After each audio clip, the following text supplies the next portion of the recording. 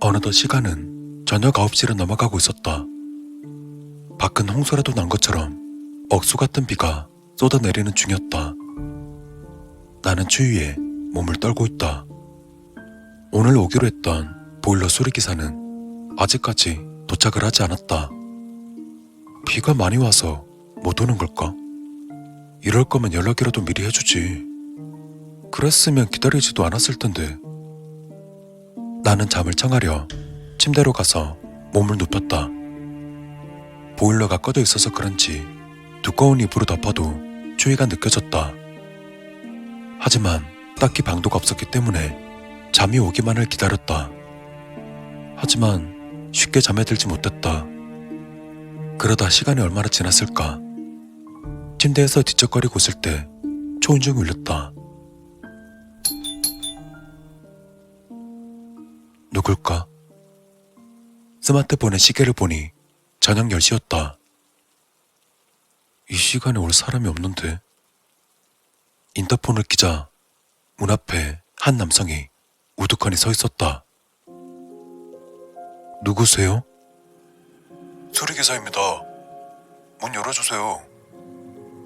수리기사라고? 10시인데? 하지만 늦은 시각이라 하기에도 애매한 시각이었다. 마침 나는 추워서 잠을 못 자고 있었기 때문에 차라리 잘 됐다 싶었다. 떨리는 양팔을 문지르며 문을 열자 30대로 보이는 남성이 있었다. 죄송해요. 오늘 날씨가 안 좋아서 많이 늦었네요. 아, 괜찮습니다. 오래 걸리시나요? 아니요, 금방 합니다. 이쪽으로 오시면 돼요. 내가 보일러실로 안내하자 그는 장비를 꺼내 능숙하게 배관을 만지기 시작했다. 장결에 눈을 비비며 그 모습을 바라보다 거실로 나와 소파에 앉았다. 창문 밖에 빗줄기는 한층 거세져 있었고 번개가 요란하게 치고 있었다. 올해 들어서 가장 최악의 날씨가 아닐까. 그렇게 창밖을 멍하니 보고 있을 때였다. 거실의 형광등이 갑자기 꺼지더니 순식간에 주변은 칠흑같이 어두워졌다. 뭐야, 갑자기 무슨 일이지? 전등 스위치를 껐다 켰다 반복했지만 형광등 불이 들어오지 않았다. 거실뿐만이 아니었다. 주방과 화장실에도 불이 켜지지 않는 걸 보니 분명 정전일 것이다. 한 치 앞도 안 보여 스마트폰을 찾고 있는데 그때 무언가 내 옆으로 스르륵 지나갔다. 깜짝 놀라 제자리에 주저앉았다. 하지만 얼마 가지 않아 집에 수리기사가 있다는 사실을 깨달았다. 갑작스러운 상황에 잊고 있었다. 헌데 수리기사의 상태가 이상했다. 그는 말없이 어둠 속의 이 거실을 어슬렁거렸다. 나는 그 모습을 넋놓고 바라볼 수밖에 없었다. 잠시 후 그는 소파에 앉더니 미동도 없이 움직임을 멈추었다. 왜 저러는 거야? 저기요. 그가 고개를 돌리는 듯한 실루엣이 흐릿하게 보인다. 저기요. 정전인 것 같은데요? 조금 기다리면 괜찮아질 겁니다. 목소리가 들려오자 그제야 안도감이 들었다. 난 머쓱함을 느끼며 자리에서 일어났다. 아, 예. 아마도 날씨 때문이겠죠? 침대 위에 두었던 스마트폰을 들어 소파로 가서 수리기사 옆자리에 앉았다. 정전이 돼서 그런 건지 몰라도 집이 더 추워진 것 같다. 수리기사는 아무 미동도 없이 소파에 앉아 있었다. 순간 이 공기가 어색하게만 느껴졌다. 딱히 할 말이 떠오르지 않아서 스마트폰을 하려고 전원 버튼을 눌렀다. 헌데 배터리가 없는지 화면이 켜지지 않는다. 분명 배터리가 많이 남아 있었는데. 한동안 생각에 잠겼지만 그런다고 스마트폰이 켜질 리가 없었다. 난 창밖으로 시선을 돌렸다. 빗줄기는 한층 굵어져 이젠 폭포처럼 쏟아지고 있었다. 갑작스레 이런 날씨에 처음 만난 이 남자랑 불 꺼진 집에서 뭘 하고 있나 라는 생각이 든다. 얼마나 그러고 있었을까. 근데 그때 이상한 것들이 내 눈에 들어오기 시작했다. 다른 아파트들은 모두 불이 켜져 있다. 빗줄기 때문에 희미하지만 상가 건물에도 빛이 보인다. 어떻게 저럴 수가 있지? 과거에 여러 번 경험을 해봐서 알지만 정전이 되면 모든 아파트와 상가는 동시에 전기가 끊겼다가 동시에 돌아온다. 우리 집만 정전이 되는 경우는 단 한 번도 없었다. 난 고개를 돌려 수리기사를 바라봤다. 여전히 그는 아무런 미동도 없이 꼿꼿한 자세로 앉아있었다. 한참을 지켜보았지만 그는 동상이라도 된 것 마냥 미세한 흔들림도 없었다. 소름이 돋는 걸 느끼며 다시 고개를 돌렸다. 어딘가 으스스한 사람이었다. 아까 전에는 어둠 속을 혼자 배회하더니 생각해보면 날씨도 안 좋은데 10시에 수리기사가 왔다는 사실도 어딘가 수상하다. 어쩌면 전기가 끊긴 것도 이 사람과 관련이 있는 게 아닐까? 머릿속에서 불길한 상상이 떠오르던 순간이었다. 그때 수리기사가 몸을 꿈틀대더니 주머니 속에서 무언가를 꺼냈다. 나는 흠칫 놀랐지만 잠시 후 보인 건 그의 스마트폰이었다. 그는 스마트폰 화면을 켜더니 곧 화면에서 뉴스가 재생되었다. 날씨도 안 좋고 늦은 밤이라서 내가 너무 상상의 나래를 펼친 건가? 그저 무뚝뚝한 사람이라 그런 걸 수도 있었다. 스마트폰의 뉴스를 나도 함께 보고 있는데 수리기사가 이상한 소리를 내기 시작했다. 귀를 간지럽히는 듯한 끔찍한 웃음이었다.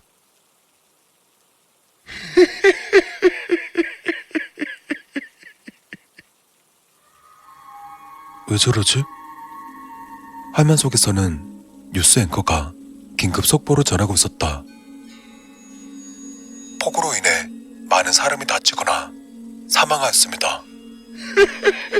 오후 1시경에는 산사태로 8명이 숨졌고 도로가 침수되어 교통사고로 많은 사람이 사망하였습니다.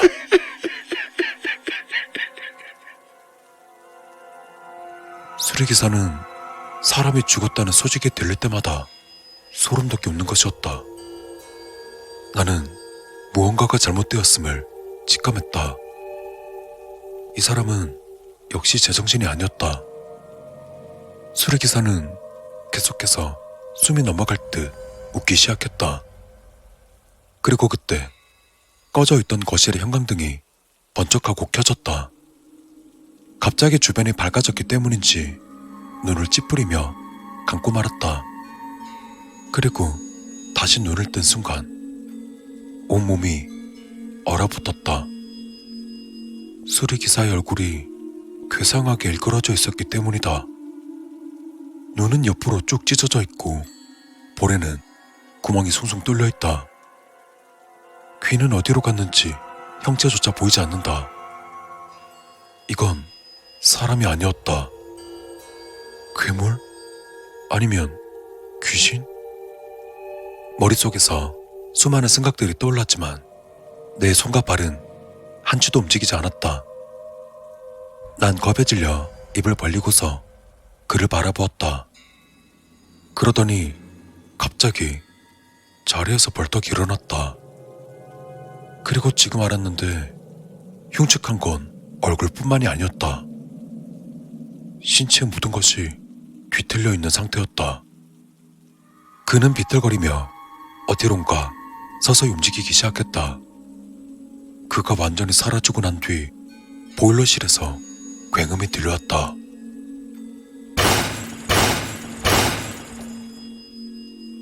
소리가 울릴 때마다 심장이 내려앉았다. 나는 마른 침을 삼키고 후들거리는 다리를 양손으로 보여잡으며 일어섰다. 그리고 부엌으로 천천히 걸어가 시카를 꺼내 들었다. 하지만 타이밍이 정말 좋지 않았다. 그 순간 보일러실에서 수리기사가 나왔다. 난 또다시 얼어버렸다. 저기 그게 제가 지금 급히 칼이 필요해서 이렇게 들고 요리를 하려고. 어떤 말이 입 밖으로 나오는지 몰랐다. 술에 취한 것 마냥 몽롱했고 머릿속은 온갖 생각으로 엉킨 상태였다. 하지만 다행스럽게도 수리기사는 나를 신경 쓰지 않고 미끄러지듯이 현관문 앞으로 걸어갔다. 그리고 그는 집을 나가버렸다. 나는 칼을 진 채로 한참을 부엌에 서 있었다. 방금 나에게 어떤 일이 일어났었던 건지 파악이 안 된다. 아무리 고민을 해보아도 있을 수가 없는 일이었다.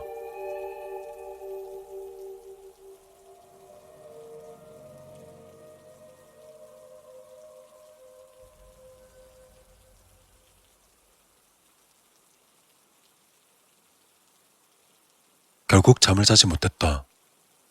날이 밝아오고 오후쯤이 되고 나서야 두려움이 약간은 거쳐졌다. 그리고 그때 전화벨이 울렸다. 스마트폰 화면을 보니 번호가 저장되어 있지 않았다. 별 생각 없이 통화 버튼을 눌렀다. 수리센터입니다. 나는 아무 말도 내뱉지 못했다. 이걸 끊을까 말까 고민하고 있는데 목소리가 들려왔다. 저기요? 506호 이성현님 아니세요? 한참을 망설이다가 대답했다. 네, 맞는데 무슨 일이시죠? 죄송해서요. 수리요금은 환불해 드리겠습니다. 다음으로 들려오는 남성의 말은 매우 충격적이었다. 전날에 수리기사가 교통사고로 사망했다는 것이다. 그러게, 날씨 안 좋으니까 가지 말랬는데 결국 갔다가 죽어버렸어. 탄식하는 목소리가 들려왔지만 귀에 들어오지 않았다. 난 머릿속이 백지가 된 채 전화를 끊어버렸다.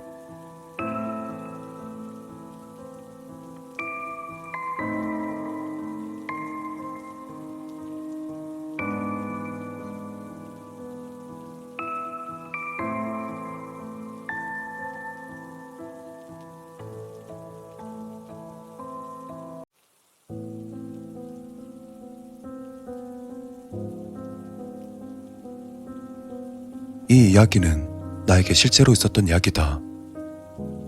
미용사가 된 지 4년째. 그날의 시립을 가르치기 위해서 출근했던 날이었다. 원래 그날은 휴일이 아니었지만 갑작스레 점장이 고향에 다녀온다길래 그날 하루는 임시로 휴업하게 된 날이었다. 그리고 그 무렵 미용 기술을 경쟁하는 콘테스트가 코앞으로 다가왔던 터였다. 내가 근무하는 미용실은 신입이든 베테랑이든 모두 강제적으로 그 콘테스트에 참가해야만 한다.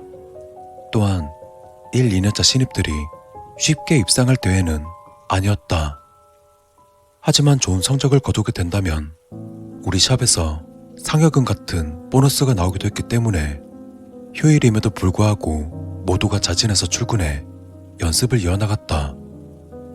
그리고 그날은 연습한 지 1시간 정도 지나자 연차가 있는 사람들은 다 돌아갔고 남은 베테랑은 나 한 명뿐이었다. 우리 샵에는 선배가 남아있으면 신입들은 먼저 들어가지 못한다는 암묵적인 규칙이 있었지만 안 그래도 휴일인데 매번 불려 나오는 신입들이 안쓰러워 난 서둘러 후배들을 돌려보냈다. 그리고 때마침 발주서 작성도 해야 했기 때문에 신입들을 죄다 돌려보낸 뒤 가게 안을 쓱 둘러보며 부족한 재고들을 종이에 적기 시작했다. 항상 음악을 틀어두던 가게였지만 지금은 완전히 조용하다. 조명도 나 혼자만 샵에 있으니 가장 적은 밝기만 유지한다. 그리고 에어컨마저 꺼버리자 무거운 공기가 가게 안에 가득 차 무겁게 퇴적되는 느낌이었다. 난 샴푸를 비치하는 높은 높이의 선반을 올려다보며 모자란 것들을 체크해 나갔다. 메모장 위로 끄적끄적. 마지막 필기가 끝난 순간 발 밑에서 슥 하고 무언가 스치는 소리가 났다. 반사적으로 시선을 돌리자 난 머리카락 다발을 밟고 있었다. 아직 신입인 애들이 청소하는 걸 깜빡했나 보다. 그리고 다시 메모장으로 시선을 돌린 순간 슥 하는 소리가 또다시 들려왔다. 무언가 잘못되었음을 직감하게 되었다. 이건 있을 수가 없는 일이었다. 아니, 적어도 난 지금 이 자리에서 단 한 발자국도 떼지 않았는데 어째서 소리가 난 거지? 난 두려운 마음과 함께 아래쪽을 쳐다보자 조금 전에 보았던 머리카락들이 수북하게 더 많이 쌓여 있었다. 난 깜짝 놀라 뒤로 한 걸음 물러서자 슥 하는 소리와 함께 머리카락이 따라온다. 두 걸음, 세 걸음 뒷걸음질 쳐봐도 머리카락은 날 계속 따라온다. 그뿐 아니라 머리카락을 모아두는 쓰레기통에서 머리카락이 마구 넘쳐나더니 바닥에 있는 머리카락들과 합쳐진다. 이런 일은 있을 수 없다고 이건 꿈이라고 생각하면서도 난 어떻게든 도망치기 위해서 등을 돌려 출구로 뛰어갔다. 하지만 그 순간 눈에 비춰진 건 머리카락에 뒤덮여 바깥 불빛 하나 들어오지 않는 새까만 출입문이었다. 원래였다면 바깥의 풍경이 훤히 들여다 보이는 유리창이었지만 지금 내 눈앞의 출입문은 전부 머리카락 투성이었다. 그리고 아직 끝나지 않았다. 난 어떻게 하면 좋을까 잠깐 고민하던 사이 무언가 내 오른쪽 발목을 확 낚아채더니 난 그대로 넘어지고 말았다. 순간 내밀었던 양 팔덕에 바닥으로 얼굴이 부딪히는 건 피했지만 질질 끌려가는 오른쪽 다리가 너무 아파 차라리 아까 머리를 부딪혀 기절하는 게 나았을 거라는 생각이 들 정도였다. 그리고 그 순간 쾅 하는 소리와 함께 땅바닥이 흔들리기 시작했다. 멀리 보이는 선반에서 샴푸와 잡동사니들이 마구 떨어지고 있었다. 그제야 난 지진이 일어났다는 걸 깨달았지만 여전히 내 오른쪽 다리는 저 미친 머리카락에 잡혀 구석쪽으로 끌려가고 있었다. 당시에 난 그저 공황 상태일 뿐이었다. 난 필사적으로 눈을 감고 지진이든 귀신이든 빨리 이 순간이 끝나길 빌었다. 그러다 어느덧 한순간에 조용해졌다.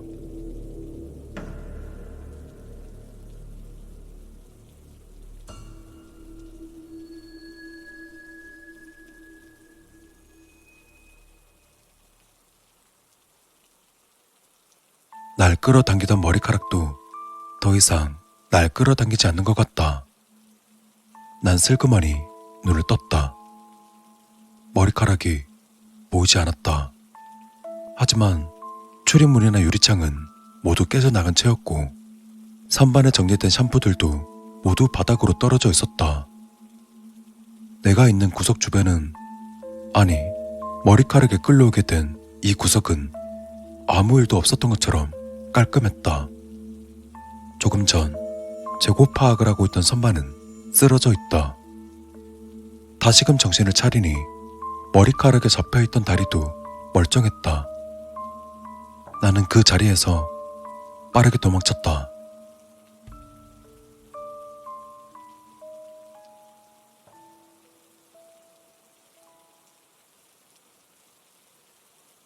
그날은 동일본 대지진이 있었던 날이었다. 그리고 지금 생각하면 그 머리카락은 나를 도와준 게 아닐까 싶다. 죽을 정도로 무서웠지만 결과는 그 머리카락 덕분에 살아남았으니까.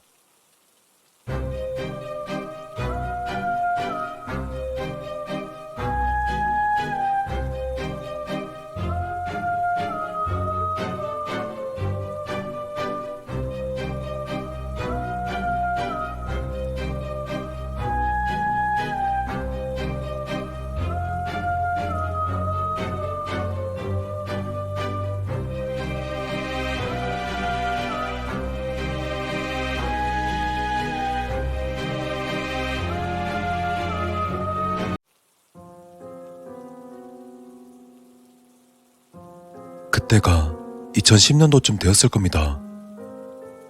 꽤 오래된 이야기지만 아직도 제 기억에 선명히 남아있는 만큼 쉽게 떨쳐내기 힘든 무서운 이야기입니다. 그리고 실제로 제가 겪었던 실화입니다.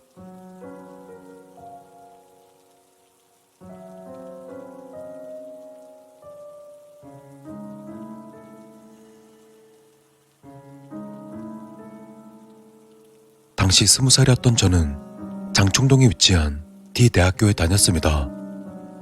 집에서 학교까지 가는 시간은 2시간 조금 안 되는 시간이 걸렸는데 왕복 4시간은 생각보다 제 하루의 많은 비중을 차지하더라고요.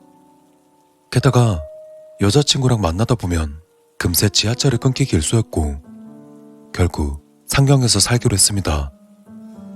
아직 학생이기도 하고 부모님께 용돈 받던 시절이었기 때문에 저는 최대한 저렴한 곳 그리고 최대한 학교에서 가까운 곳으로 알아보고 있었습니다. 하지만 대다수의 원룸들은 보증금이 1,000만 원은 기본이었고 보증금이 저렴한 곳은 월세로 지급하는 금액이 상당히 비쌌습니다. 결국 형편에 맞는 집을 찾지 못해 당분간 고시원에서 지내기로 했습니다. 그 고시원은 학교에서 5분 거리에 있었습니다. 그리고 한 달 고시원비가 20만 원이었습니다. 당시 다른 곳에 비해서 상당히 저렴한 편이었죠. 물론 방에 창문은 없었고 화장실과 치사시설은 다 같이 쓰는 구조였지만요. 전 고시원에서 한두 달 정도만 살다가 원룸을 구해 나갈 생각이었습니다. 근데 사람이 환경에 적응해버리면 익숙함에 이끌려 새로운 환경을 거부하게 되더라고요. 무튼 저는 햇빛이 가장 뜨거운 어느 여름날 그 고시원에서 살기 시작합니다.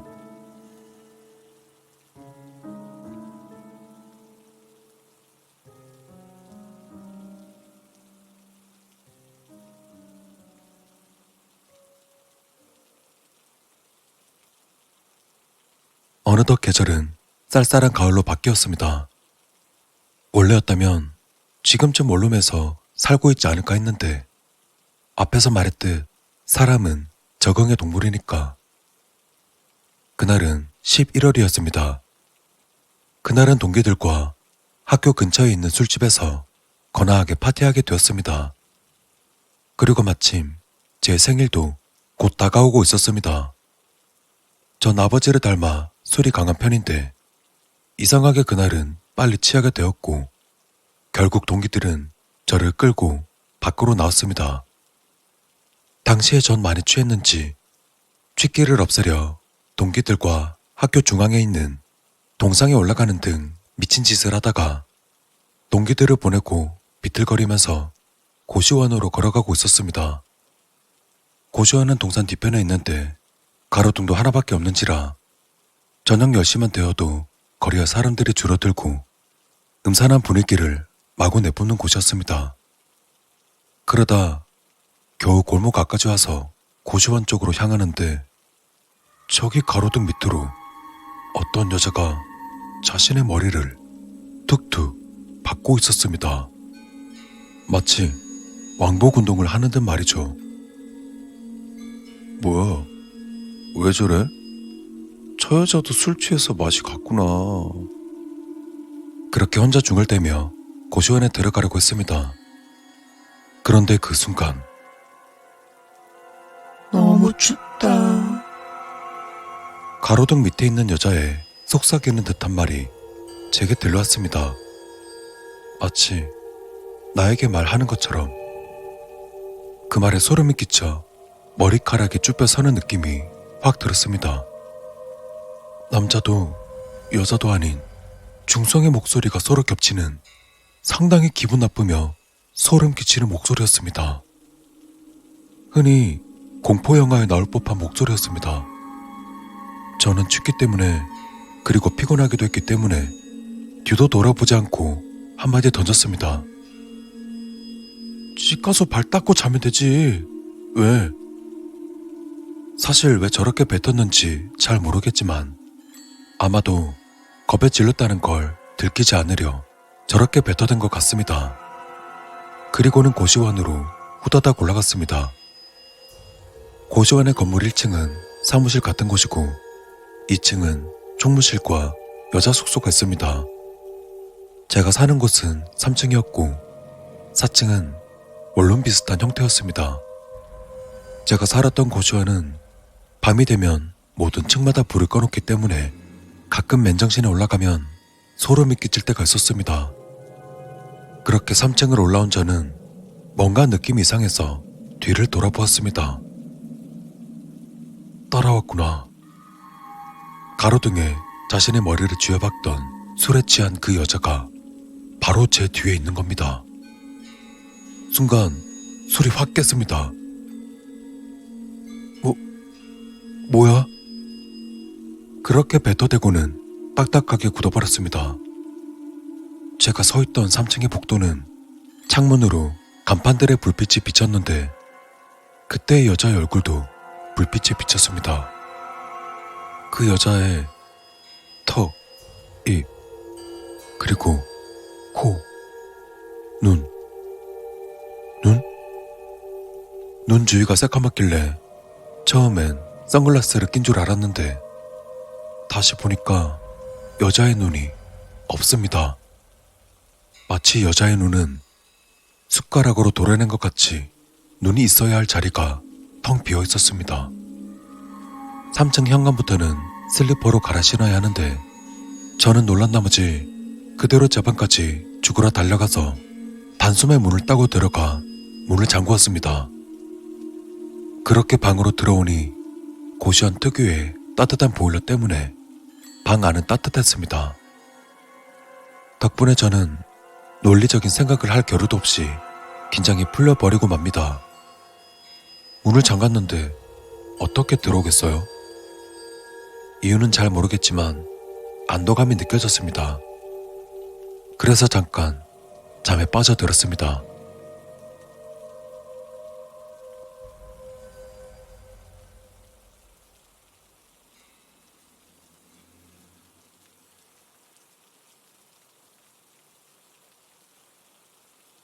잠결에 너무 더워서 그런지 눈이 떠졌습니다. 시계를 보니 새벽 3시였습니다. 그러다 전 더워서 방문을 조금 열어두었습니다. 제가 쓰던 방은 왼쪽에 1인용 침대가 있고 정면에는 책상이 있습니다. 침대 맞은편에 작은 옷장이 있고요. 그에 알맞은 상당히 좁은 방이었습니다. 방에 창문이 없으니 환기를 시키기 위해선 문을 여는 것 말고는 딱히 방법이 없었습니다. 그러다 아직 숙취가 남아있어 문을 살짝 열어둔 채 눈을 감았습니다. 헌데 그 순간 기척이라고 해야 할까? 눈을 감고 있어도 물체가 지나가면 눈에 보이지 않아도 뭔가 지나갔다는 것을 알 수 있듯 누군가 제 방 앞에 있다는 게 느껴졌습니다. 옆방에 사는 형인가? 저는 술도 마셨겠다.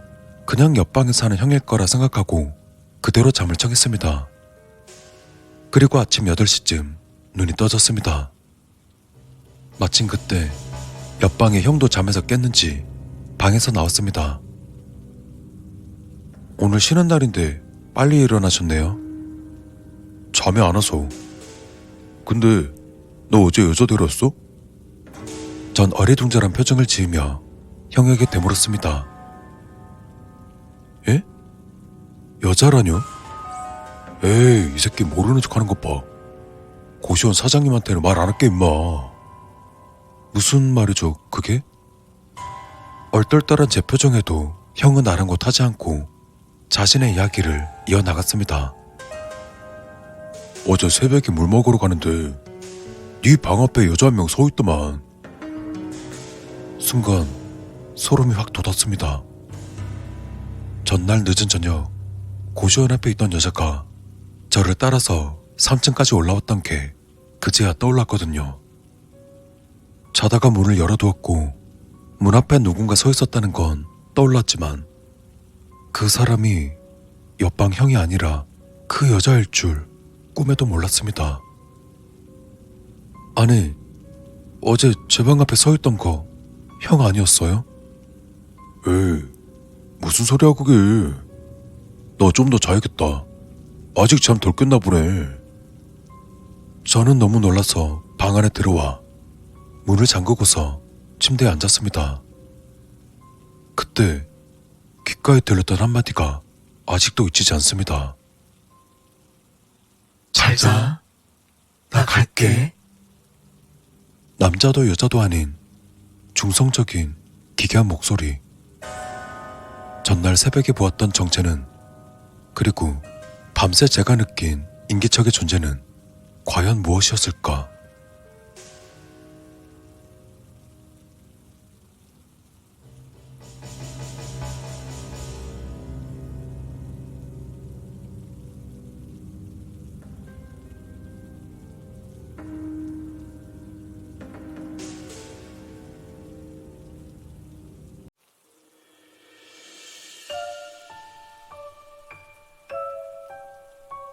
수족관이라고 하면 어릴 때 학교에서 갔던 기억이 있다. 당신은 모든 이들이 그랬듯 가는 길이 기대되고 너무 즐거웠다.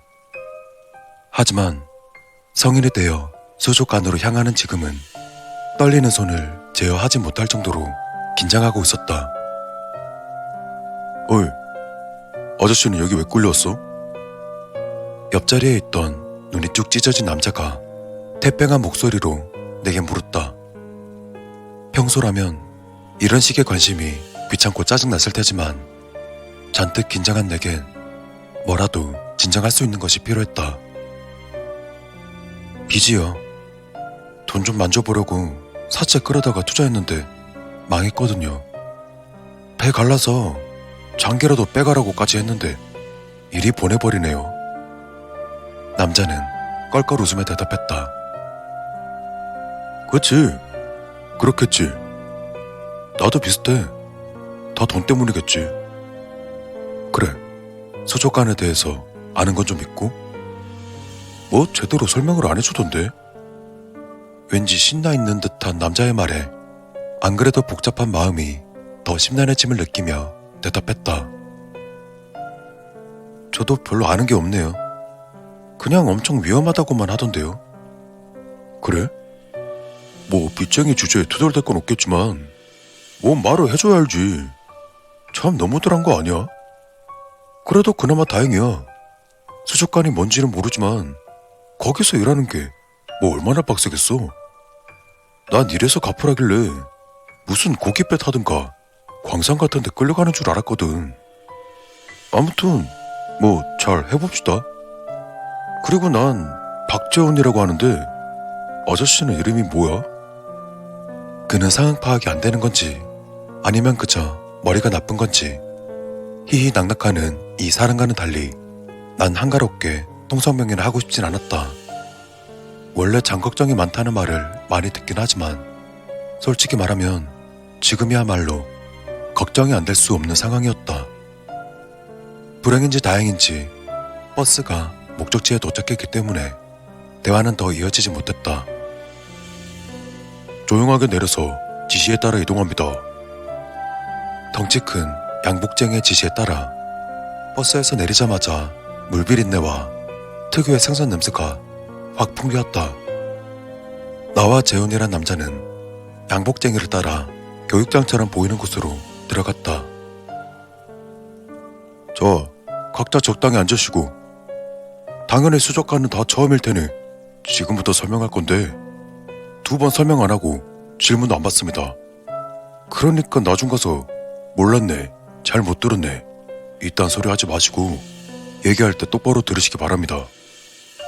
나와 재훈은 정신을 집중한 채 하나라도 놓치지 않으려 귀를 기울였다. 여긴 수족관이라고 부릅니다. 이름 그대로 물고기 키우고 또 그걸 관찰하는 장소입니다. 왜 그 아쿠아리움 같은 데 가면 있는 그런 무지막지하게 큰 수조 있죠? 그런 거라고 생각하면 됩니다. 그 안에 뭐가 있느냐? 그냥 평범한 물고기들 이런 게 아니라 진짜 어마어마하게 무시무시한 물고기가 헤엄치고 있다 이겁니다. 피라냐, 뭐 이런 거는 비교도 안 되고 무서운 놈들이 사람을 잡아먹으려고 이를 바득바득 갈고 있어요. 그놈들 관리하는 일입니다. 먹이 주고 청소하고 뭐 그런 건데 앞에서 말했듯이 원체 살벌한 놈들이니까 가볍게 보면 큰일 납니다. 대신 여기 수당은 제법 세니까 버티기만 하면 빚 다 갚고도 남습니다. 죽을 힘을 다하세요. 돈 벌어가고 싶으면 목숨 부지하고. 재우는 돈이란 말에 들뜬 얼굴을 보였고 난 죽을 수도 있다는 말에 하얗게 질렀다. 자, 기본적인 설명은 끝났으니 작업복으로 갈아입고 수조 쪽으로 이동합니다.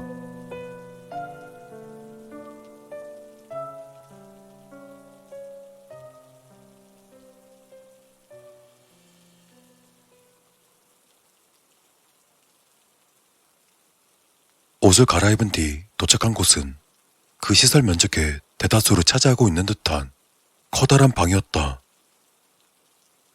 야, 돈 많은가 보네. 이런 데를 다 만들고. 재훈의 순수한 감탄에 나 역시 조금 공감했다. 테니스장 정도는 가볍게 들어갈 만한 커다란 수조가 건물 안에 자리 잡고 있었다. 그 양복쟁이가 말했던 것처럼 마치 아쿠아리움 같은 모습이었다. 담백하게 꾸며진 수조 안으로는 내부 조명이 없어 어두운 상태였다. 다만 뭔가가 헤엄치고 있는 것이 어스름하게 보였다. 난 유리벽 가까이 붙어 눈을 가늘게 떠보았다. 그리고 잠시 후 나와 비슷한 모습으로 유리벽을 살펴보던 재훈이 비명을 질러댔다. 그리고 그와 동시 나 또한 기겁하며 유리벽에서 떨어질 수밖에 없었다. 저 괴물은 대체 뭐야?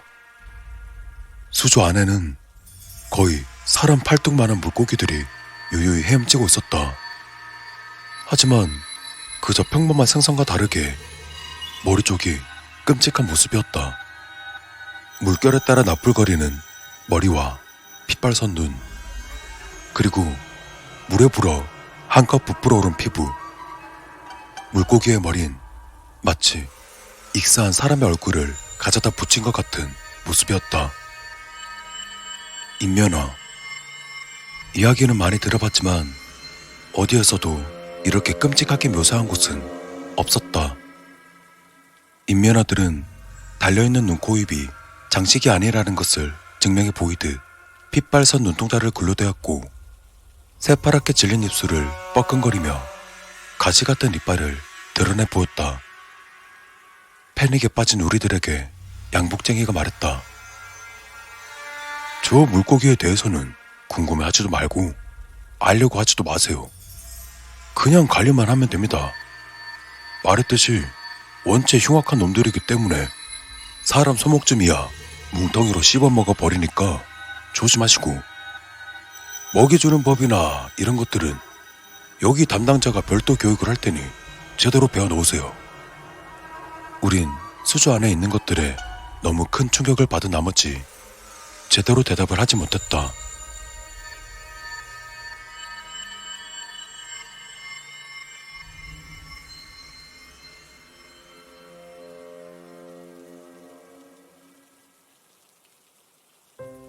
어이, 거기 둘. 우리가 멍하니 있을 때 투박하게 생긴 한 남자가 우리에게 소리쳤다. 신입이지? 난 여기 수족관 담당자다. 박 실장이라고 부르고 지금 바로 먹이 준비해야 되니까 따라와. 간신히 움직여 도착한 그곳은 식당의 조리실과 비슷한 모습이었다.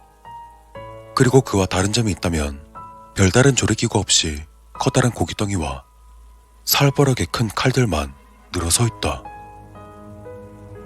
저 고깃덩이 보이지? 요런껏 잘게 잘라. 딱 코도 알맹이만한 크기로. 뼈는 따로 대충 발라서 한쪽에 모아놓고. 시간 없으니까 30분 안에 처리해. 박 실장은 퉁명스럽게 고기 손질법을 알려주고는 그대로 밖으로 나갔다. 이 미친 새끼들은 저딴 괴물을 어디서 구해온 거야? 난 간신히 속내를 내비쳤다. 재현은 내 말에 대꾸도 없이 그저 멍하니 고기를 쳐다보고 있을 뿐이었다. 끔찍한 걸 봤으니 충분히 이해가 가는 상황이었지만 그렇다고 이렇게 계속 멍하니 있을 순 없으니 재훈을 다독여 작업을 시작하기로 했다. 뭐 좋아요. 괴물이건 뭐건 생각은 나중에 하죠. 보니까 저 실장이라는 양반 성깔이 보통이 아닐 것 같은데 이것부터 빨리 해놔야 될 것 같아요. 괜히 잘못했다가 첫날부터 눈밖에 나면 어떡해요. 방금 끔찍한 걸 봤으면서도 당장 눈앞에 보이는 걸 걱정하는 나도 참 나구나 싶어 쓴웃음을 지었다. 난 칼 하나를 꺼내 들고 고기 토막을 집어들었다. 그리고 그 순간 재훈이 고기를 내려치려는 칼을 들고 있는 내 손목을 붙잡고는 심각하게 말했다. 아저씨, 잠깐만. 이거 좀 이상해. 알죠. 이상한 거 저도 알아요. 아는데 일단 물고기는 있다 생각해요. 당장 뭐 방법이 있는 것도 아니니까 일단 이거부터 해놓고 그 다음에 뭘 해봐요. 하지만 재훈은 그 이야기를 하고 있는 게 아니었다. 심각한 표정을 하고 있는 재훈의 시선은 가득 쌓여있는 고기 더미를 향해 있었다. 나 저녁 좀 했었거든. 그래서 고기는 잘 아는데 이거 소도 아니고 돼지도 아니야. 난 도마 위에 옮겨진 고기 토막을 바라보다 설마 하는 표정으로 고개를 돌렸다. 저거 사람이야. 순간 손끝에서 느껴지는 물컹한 고기의 촉감이 적나라하게 느껴졌다. 난 기겁하며 손을 떼었다. 저거 그냥 사람 잡아먹을 수도 있는 물고기가 아니야. 사람 고기만 먹는 물고기인가 봐. 보기보다 더 미친 것 같은데?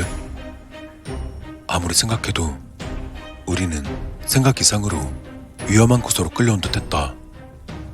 그득 쌓여있는 고기 덩어리를 보자 구토가 올라올 지경이었다. 이제 어떻게 해야 할까 고민하며 재현에게 물었다. 이거 뭐라도 해야 되는 거 아니에요? 아무리 그래도 괴물한테 사람 시체 던져주는 일은 좀 아니잖아요. 재훈 역시 고개를 끄덕였지만 마땅히 떠오르는 방법이 없는 모양이었다. 그렇다고 이제 와서 못하겠다고 하면 그 양반들 우리 산채로 그 수조에 던져버리지 않을까? 일리 있는 말이었다. 머리가 어지러졌다.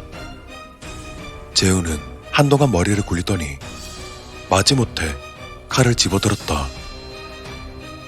그래, 여기까지 와서 뭐 걸릴 게 있겠어? 죽으라면 죽어야 될 판인데. 그리고 능숙하게 고기 토막을 썰어 담기 시작했다. 나 역시 별다른 방법이 떠오르지 않았기 때문에 소름 끼치는 그 일에 가담할 수밖에 없었다. 다행인지 모르겠지만 작업이 반복되자 조금씩 거부감이 사라지기 시작했다. 좋게 생각하자.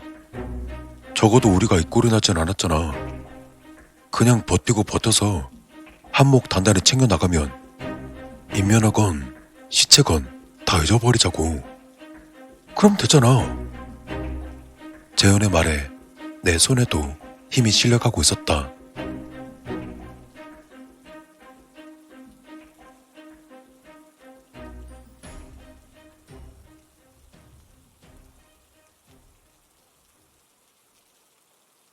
먹이는 이틀에 한 번만.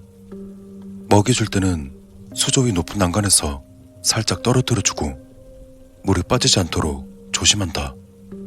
인면허가 튀어오를 수 있으니 절대 수면 가까이 하지 말 것.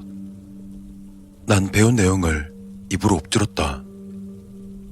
여기 관계자들은 인면허라는 명칭을 쓰진 않지만 나와 재훈은 그렇게 불렀다. 그리고 가끔씩 연구자처럼 보이는 사람들이나 높은 사람들이 보이긴 했지만 우리가 자세히 볼 일은 없었다. 그저 우리가 하는 일은 먹이를 준비하고 청소하거나 여러 가지 잔심부름을 하는 것이었다. 별것 아닌 듯 했지만 뭐든 위험하거나 찜찜한 일뿐이었다. 그나마 수조 안으로 직접 들어갈 일은 없어서 거기에 감사할 뿐이었다. 저건 봐도 적응 안 될 것 같은데. 재훈이 수조를 바라보며 말했다. 나 역시 가까이서 보지 않으려 했지만 호기심 때문인지 자꾸만 그것들에게 눈이 갔다. 새까만 물속에서 흉측하게 헤엄치는 인면어들. 전에 없었던 물 공포증이 생길 지경이었다. 만약 이곳을 빠져나간다 하더라도 절대 물속은 못 들어갈 것 같다. 소름을 털어내듯 몸을 한번 털어주고 재훈과 함께 먹이 준비실로 향했다. 오늘도 찜찜한 일을 해야겠구나 싶어 축 처져 있었지만 오늘은 고깃더미가 보이지 않았다. 어제 먹이 안 줬으니까 오늘 먹이 주는 날 아닌가요? 근데 왜 없지? 그리고 이내 박 실장이 나타났다. 오늘 재료 조달이 안 돼서 먹이는 못 준다. 대신 수조 펌프 점검하고 필터 교체할 테니까 따라와. 생각하면 사람 고기라는 것이 그리 쉽게 턱턱 구할 수 있을 리 없었다. 사람 살 좀 썰어 제끼는 것보다는 먼 길이 낫지. 별 생각 없이 좋아하는 재훈과 달리 난 다시금 불안감이 몰려왔다.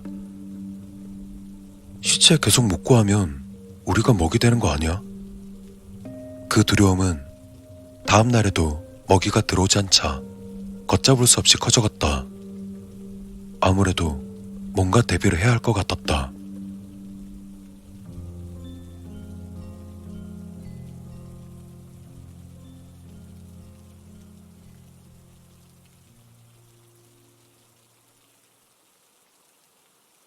팔 다쳤어요? 손목을 돌려대는 재현에게 물었다. 아까 물건 들다가 살짝 삐끗했나 본데? 뭐 별건 아니야. 재현은 대수롭지 않게 말했지만 난 재현을 그냥 두지 않았다. 별거 아니라도 치료해야죠. 혹시 모르잖아요. 난 구급상자에서 붕대를 꺼내서는 그의 손에 꼼꼼히 감아주었다. 내가 생각해도 좀 과한가 싶을 정도로 칭칭 감아놓자 재훈 역시 기가 찬 듯 실소를 터뜨리며 말했다. 참나, 아저씨 호들갑 떠는 거야 하루 이틀이 아니긴 한데 이건 진짜 너무 오바야. 누가 보면 손모가지 날라간 줄 알겠어. 뭐 됐다. 이왕 일이 된 거 잠일 아저씨한테 다 짬 때리고 환자인 척 좀 해야겠네. 재현의 말대로 얼핏 봐서는 크게 다친 것처럼 보였기 때문에 난 만족스레 고개를 끄덕였다. 혹시 모르니 대비해서 나쁠 거 없다. 그 덕에 한 손으로 슬렁슬렁 일하고 있는 그가 크게 얄밉진 않았다. 난 재훈의 목까지 열심히 움직이며 수조 외벽 청소 작업을 진행했다. 그렇게 한동안 일하고 있자니 박 실장이 우리를 불렀다. 어이, 거기 둘. 나 좀 봐. 우리가 돌아보자 박 실장의 시선이 재훈의 팔에 닿았다. 팔은 왜 그래? 재훈은 능청스럽게 대답했다. 이게요. 제가 작업을 좀 하다가 너무 열정이 넘쳐서 좀 무리하는 바람에 살짝 부상을 당했습니다. 누가 보아도 꾀병 같아 보였지만 박 실장은 모르는 건지 아니면 속아주는 건지 알 수 없는 표정을 지었다. 그래, 그럼 너로 하지. 재훈이 의문을 표하기도 전에 박 실장 뒤에서 덩치 큰 사내 한 무리가 나타나 재훈을 붙잡았다. 뭐야? 왜 그래요? 박 실장은 감정이 전혀 섞이지 않은 말투로 대답했다. 먹이 수급이 늦어져서 자체적으로 해결한다. 설명은 그게 전부였다. 재훈은 순식간에 바닥으로 쓰러졌고 난 겁에 질린 채 그 모습을 그냥 바라볼 수밖에 없었다. 하지만 박 실장이 커다란 도끼를 꺼내 재훈의 목으로 겨누었을 때는 나도 모르게 옅은 헛바람이 새어나왔다. 재훈은 겁에 질린 채 큰 비명을 토해내고 있었다. 처절한 비명이었지만 박 실장이 도끼를 휘두르는 것만은 막지 못했다. 난 고개조차 돌리지 못하고 재훈의 목이 날아가는 것을 정면에서 지켜봐야 했다. 도끼의 머리가 날아갔음에도 재훈의 비명은 계속 내 머릿속에서 울려대는 듯했다. 머리는 따로 치우고 몸은 그대로 던져 넣어. 시간 없으니까 빨리. 박 실장의 명령에 순식간에 재훈의 몸뚱아리는 수조에 던져졌다. 인면허들은 순식간에 달려들어 시체를 뭉텅이째 베어 물었고 하나도 남기지 않겠다는 듯 뼈까지 씹어먹기 시작했다. 수조 너머로도 뼈가 갈리고 으깨지는 소리가 크게 들렸다. 그러다 아주 잠깐의 시간이 지나자 재훈의 몸뚱이가 살조각 하나도 남기지 않은 채 사라졌고 수조를 붉게 물들이던 핏물마저 옅어지기 시작했다. 넌 계속 이래. 적골나고 싶지 않으면. 난 다급히 소를 집어들고 다시금 수족관 외벽을 청소하기 시작했다. 충격이 크긴 했지만 슬슬 마음이 놓이기 시작했다. 내가 적골이 나지 않아서 정말 다행이다. 그 생각이 머릿속을 가득 채워갔다. 어떤 일을 먹이로 써야 한다면 당연히 약한 일을 선택해야 한다. 과학에 묶여있는 붕대는 누굴 먹이로 던져줄지에 대한 확실한 답을 줄 수 있을 게 분명했다. 내 준비가 기대 이상으로 효과를 발휘한 것이다. 박 실장의 눈치를 살피며 열심히 손을 움직이고 있었지만 수조에 비친 내 얼굴엔 옅은 웃음기가 서려 있었다.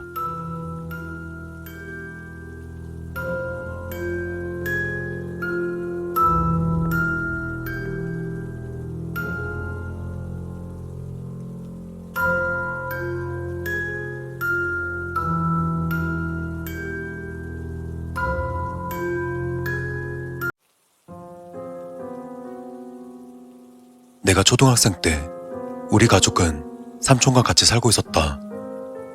어느 날 삼촌은 공장에 다니다 해고를 당했고 형편이 어려워진 삼촌은 우리 집에 들러붙은 것이었다.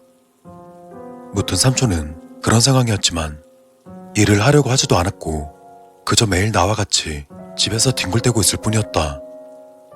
하지만 삼촌은 돈도 없고 매일 술 먹고 잠만 자던 삼촌이었지만 조카인 나를 무척 귀여워했었다. 가끔 삼촌은 나에게 아이스크림을 사주기도 하고 낚시를 하러 갈 때 날 데려가기도 했었다. 난 그런 삼촌을 좋아했었다.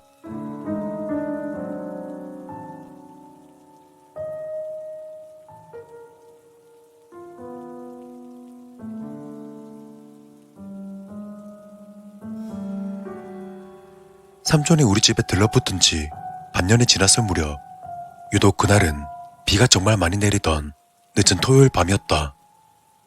그날 아버지와 삼촌은 서로 고함을 빽 질러대며 아래층에서 말다툼을 심하게 하셨다. 나는 듣던 라디오를 끄고 숨을 죽였다. 그러다 쾅 하고 세게 문이 닫히는 소리가 나면서 삼촌이 2층으로 올라왔다.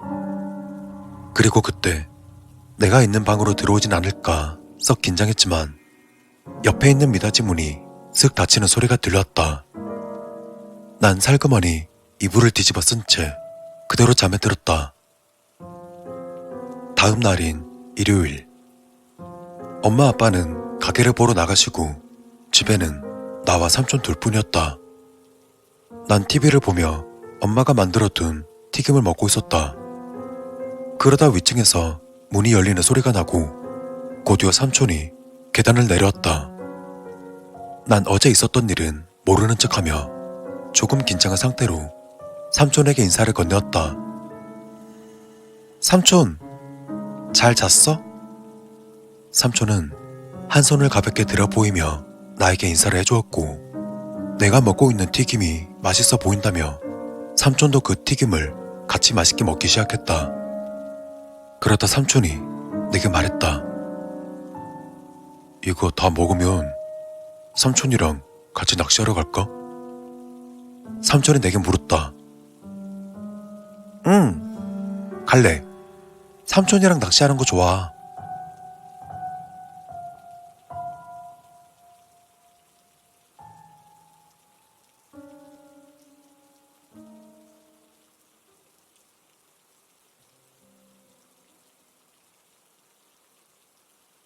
낚싯대 2개를 들고 낚시 도구로 챙겨 물통에 넣었다.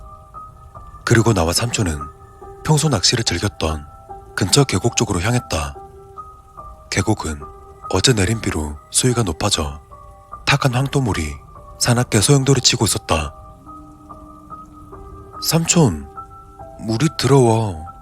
고기 안 잡힐 것 같은데? 그러자 삼촌이 내게 말했다. 어떡하지? 그래도 여기까지 왔는데 일단 좀 해볼까? 오히려 이런 때 잘 잡히는 것도 있어. 그리고 삼촌은 물이 흐르는 방향을 따라 걷기 시작했다.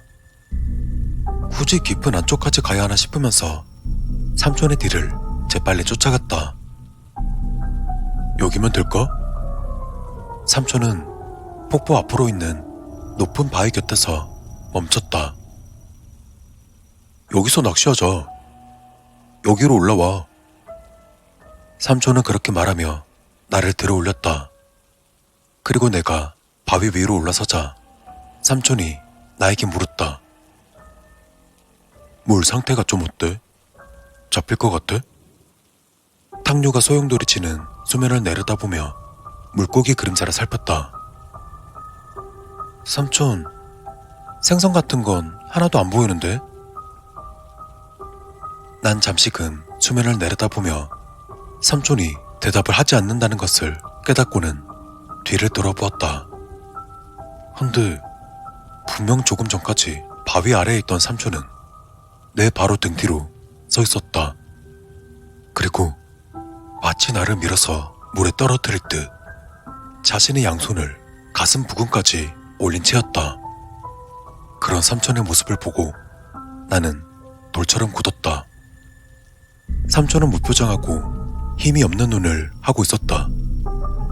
울려 퍼지는 소리라곤 매미들의 힘찬 울음소리뿐 시간이 멈춰버린 것 같았다. 나는 아무 말도 하지 못하고 그저 삼촌의 흐리멍텅한 눈을 바라볼 수밖에 없었다. 삼촌은 손을 내리지 못한 채 그저 무기력한 흐리멍텅한 눈으로 계속해서 나를 바라보고 있다. 그렇게 서로가 얼마나 바라보고 있었던 걸까? 갑자기 삼촌 뒤쪽 숯불에서 바스락바스락하고 소리가 났다. 삼촌과 난 덩달아 깜짝 놀라며 소리가 나게 된 숯불로 시선을 돌렸다. 그냥 지나가던 아저씨였나 보다. 그리고 그 아저씨는 우릴 알아차리지 못하고 지나쳐갔다. 근데 그 아저씨에게서 알 수 없는 묘한 분위기가 느껴졌다. 마치 아저씨 주변으로 검은 안개 같은 것이 보이기도 했다. 그렇게 삼촌이 멍한 표정으로 그 아저씨의 뒷모습을 바라볼 때 난 잽싸게 올라서 있던 바위에서 내려와 뒤도 돌아보지 못하고 온 힘을 다해 도망쳤다. 만약 뒤를 보았더라면 흐리멍텅한 눈을 한 삼촌이 등 뒤로 있을 것만 같았다. 그렇게 미친 듯 앞만 보고 내달렸다.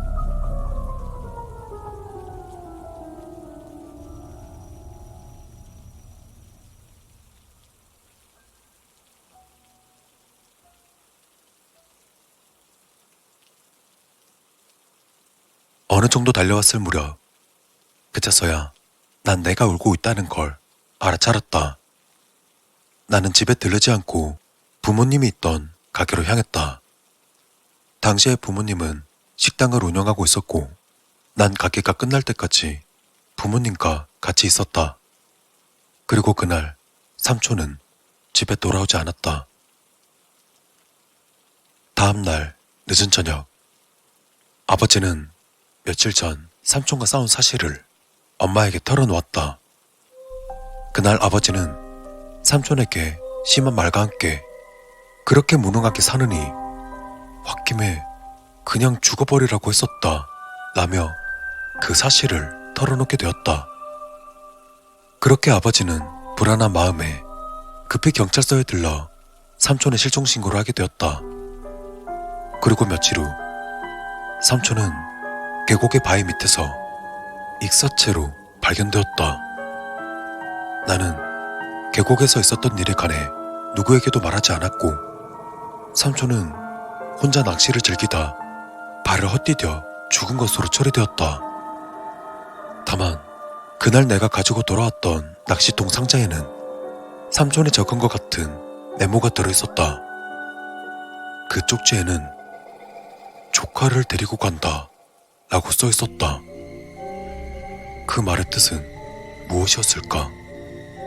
그리고 정말 삼촌은 발을 헛디뎌서 물에 빠져 죽은 게 맞을까? 그날 왜 삼촌은 내 뒤로 서 있었을까?